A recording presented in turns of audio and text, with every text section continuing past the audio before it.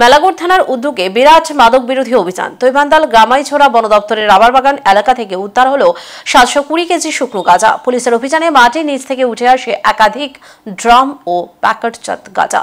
উদ্ধার হওয়া গাঁজাগুলির ওজন মেপে দেখা যায় প্রায় 700 কেজিরও বেশি। এই অভিযানে অংশ নেন মেলাঘর থানার পুলিশ, টিএসআর এবং এসটিএফ বাহিনী। পুলিশ সূত্রে জানা যায়, গোপন খবরের ভিত্তিতে এই অভিযান চালানো হয়। এলাকাবাসীর মতে দীর্ঘদিন ধরে বনের নির্জন অংশে মাদক সংরক্ষণ চলছিল। জেলার পুলিশ আধিকারিক বিজয় দেববর্মা জানিয়েছেন, এই ধরনের অভিযান আগামী দিনেও অব্যাহত থাকবে। বিশাল এই সাফল্যের সাধুবাদ জানিয়েছে স্থানীয় মানুষজন। হ্যাঁ, আমাদের কাছে একটা গোপন সংবাদ আছে যে গামাইছড়া এরিয়াতে রাবার বাগান ওইখানে আছে।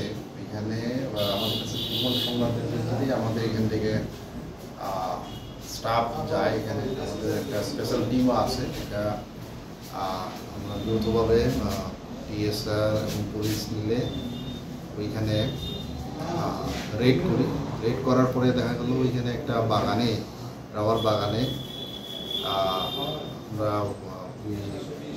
প্রায় এখন 720 কেজি আমরা ড্রাই গাঁজা রিকভার সিজ করে নিয়ে আসি। কাউকে স্যার অ্যারেস্ট করা হয়েছে কি না? এখন তো এটাতে কোনো লোক পাওয়া যায়নি, কারণ ওইটাতে একটা অ্যাবান্ডন জায়গাতে ছিল।